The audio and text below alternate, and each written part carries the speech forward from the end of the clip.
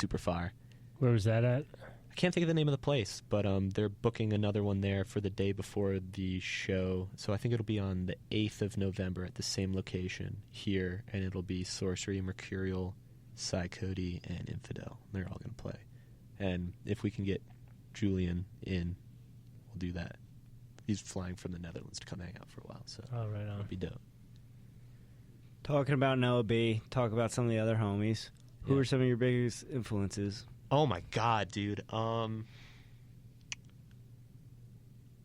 B and Witchcraft were two that like really helped me push and define my sound at like an early stage. Most recently, within like the last year and a half, people like Spoo and Skeller and Guilt Shit, they're all unfucking believably fire. Sorcery is top 3 biggest inspirations of all time. The fact that I have the opportunity to like play, not just see a show. The conversation has like been for the last 3 years. Like when I finally see Sorcery play, I'm just gonna stand there and cry. It'll be amazing. But yeah, being able to play with him is gonna be incredible. All of my friends are my biggest inspirations, to be honest. Bounds brings like his guitar and his percussion to the table in a way that nobody else does, and it's like you just sit and watch him work and your mind's blown. Infidel's found this way to like carve his own lane out. He just showed me a bunch of new tracks yesterday, and I was like, what the fuck? Pulling elements of all different styles in a way that's like uniquely his own, and showing it in a way that it's like, how did you think of that? This is incredible. Will you remember me when you're famous? Dude, I'm inspired by fucking everybody. Is there a place where there's a saturation of wave artists? You guys all over the country or all over the world? All over the world. There's a good group in London, and the group in London has done a really, really good job at pulling in people from other countries to come play. It's a little easier. It's a little more cost-effective when you're in Europe versus like the $400 or $500 flight, sorry, from New York to London. You pay, what I pay, $35 to fly from London to Amsterdam. You know, it's a little more doable over there. New York has a huge population. Now Denver has a huge population. Now that people are coming together and coming out of the woodwork because they see people are getting together. Some of the kids that I met after I moved here, one kid, for example, Isan, another homie named Noah. Dude just turned 21. He's one of the most incredible musicians I've had the opportunity to like experience, do his thing. Wild. And he came out of the woodwork because he saw that some other kids were coming out of the woodwork. And it's like, holy shit. So I'm sure more and more kids are going to come out of Denver, especially since there's such a huge bass music population here. When kids start feeling themselves and want to make something a little sadder and a little less heavy, well, we're there to welcome them with open arms. So New York, Denver, there's a sick scene in Chicago. Portland is huge, and Seattle is huge. Those seem to be the spots. There's been a couple of shows kind of everywhere else, but those are like the centers. What's the goal for Just Connor? I don't really have one right now. I want to keep just being. Yeah, for the time I'm just gonna be. I'm gonna go hike some more mountains and continue to just spend time with people. Continue to build like meaningful connections with individuals who inspire. I'm going to release a couple of other projects under 1 or 2 or 3 or 4 or 5 different names. Depending on aliases? Yeah, of course. Are they different? Maybe would it be considered different genres of? Definitely. Is it cooler to say electronic or EDM or like people in the know? Because I hear, and the other thing is, like people back home are always like, "Oh, that's techno or that's trance," right. And it's like, no, it's not even fucking close. No, yeah, exactly. No, just call it electronic music. I'm not currently bringing like a live element to it, so it is as my. I attempted to take a music theory class. It was a learn music theory by playing piano class in college that I tried to get into, and I had the person he was a doctor. I had Dr. Brelix tell me that music made on a computer isn't music. Shout out to Dr. Brellix. Yeah, he's very talented. It's funny you bring him up. Guess who we got? Dr. Brooks, get on in here. I put like Rich hands me the boxing gloves. Yeah, music made on a computer isn't music. I don't. He's one of those guys. Like, I don't know why you're wasting your time. I'm not going to waste my time with you. And then I signed my first record. And it was like, oh, okay, cool. There you go. I'm done. You know. And then you sign a couple more. It's like, all right, whatever. Like, hey, Dr. Brown, have you signed a record yet? No. Okay. I'm going to continue to pursue more traditional avenues because all music is fun for me. So. Do you play any instruments now? I am teaching myself both guitar and keyboard. Just like training for an ultra marathon, those are lifelong pursuits. So when I inevitably reach a point where I'm confident enough, where I've spent enough time in those that I can just do them bare bones, I definitely will. I think playing guitar in a band or playing keyboard in a band would be unbelievably fun. So I want to pursue that. But for the moment, I'm working the guitar and the keyboard into my own production and putting, like, you know, the Just Connor spin on it. You're taking, like, a couple riffs and sampling that into a track? Chopping it up and, you know, stretching them out and drenching them in reverb and turning them into pads, or, you know, playing one pluck and cutting it out and layering it on top of a kick drum. Or, you know, there's a lot of stuff that I find that I do currently that's not, like, super musical with the musical elements, but the goal is to no longer click my notes in for my melodies. I want to play everything live. So I know you're going to put a set together for this, and the people are going to be able to hear Just Connor after the interview. Going to put you on the spot. 3, 5 songs that that you're so proud of that someone listening to this needs to go listen to. First song is No Be Just Connor Murakami. That's like, that was the one, to be honest. Was like, oh, okay, like, I have something that I can stand so firmly proud on. The second one's going to be No Be Just Connor Escape Velocity, coming on Realm 2. So you guys can wait for that one.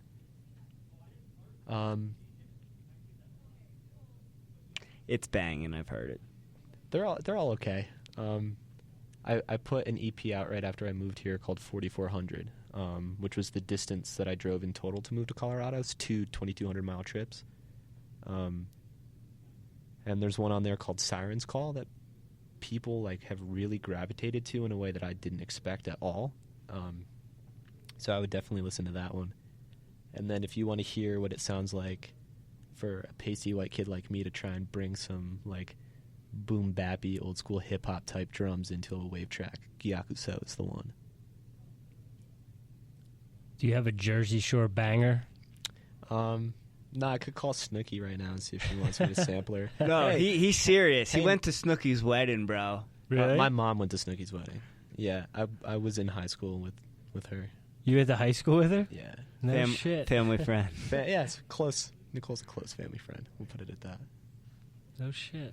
Ring, ring. JWoww lives around the corner from our aunt. I was trying to find this photo. I was telling the story to Jimmy. There's a fucking photo of my mom with Nicole and JWoww at Nicole's wedding, and it's fucking awesome. And I couldn't find it. I've asked my mom to go look for it, but she's busy.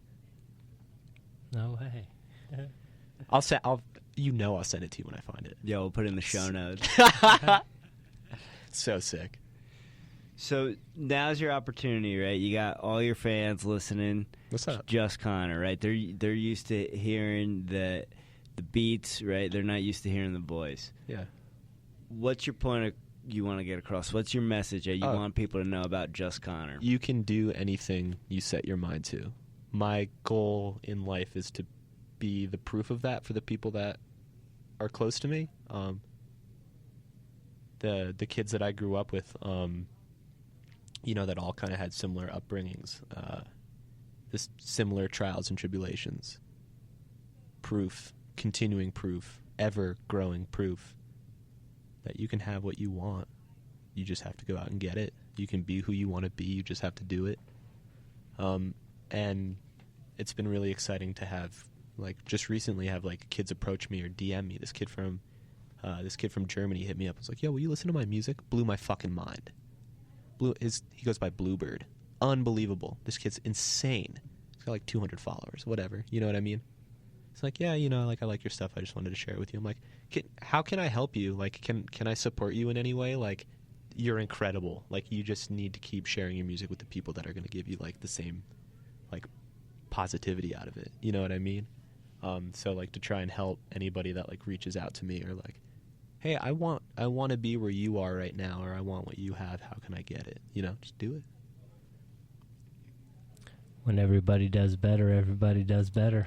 There's enough room at the table for all of us to eat, and when one of us succeeds, we all succeed. I've been saying that since the fucking day I got started. Do you have any rituals or daily practices? Get up, go to work, make that motherfucking money. I always exercise.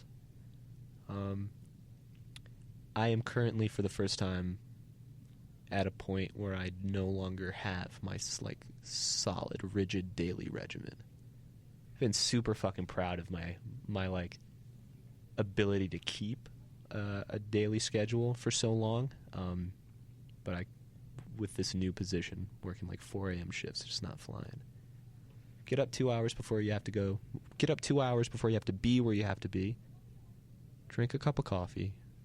Read the fucking newspaper or listen to the New York Times Daily Podcast. However, you know, consume something, some knowledge of what's happening right now from outside of the 200-person town that you live in. Take a second to find 5 things that you're grateful for and reflect on that. It's my health, my friends, my opportunities, the fact that I'm in Colorado surrounded by mountains, and the fact that I can walk outside right now and go breathe in that fresh Colorado mountain air. You know what I mean? Like, there's 5 for you right there. Some days it's that I have food in my fridge. Some days it's that I know that I can call my mom and she'll still pick up the phone. You know? You find the things that you're grateful for and put them out there. Some people decide that they write them down. They find that there's power in writing them down. And some people find that there's power in saying them out loud. I agree with that one the most. Saying them out loud? Yeah. Okay. Some days it's cauliflower pizza. With pepperoni on the edge and crushed up Cheez-Its on the inside, man. You already know. Outside the bread box. This podcast is sponsored by Outside the Bread Box. Well, one thing I wanted to touch on, because, you know, I've seen you in chaotic situations in the work realm. It gets kind of hectic there. But you constantly have the ability to kind of stay calm, and even if things are unsettling, just be there and chill out. I'm Millie rocking through the pressure. How do you keep that level head, and how do you not let that get to you? It was my last job. I was working hours that I had never worked before, doing things that I didn't know that I could do, doing things that like I didn't go to school for. I hadn't had guidance towards them. It was just, you need to get them done. And there was one particular project that I had maybe 8 months, maybe a full year into when I had just started working at the gallery and all the other things that had entailed, where I just wasn't sure how I was going to do it. I never thought for a second I couldn't do it. I just didn't know how I was going to do it. And then I had a moment of reflection afterwards, like, oh, there was a short time ago that mountain seemed like insurmountable. There was no way I was going to climb it. And here I am on the other side. Oh, if I can do that, I can do anything.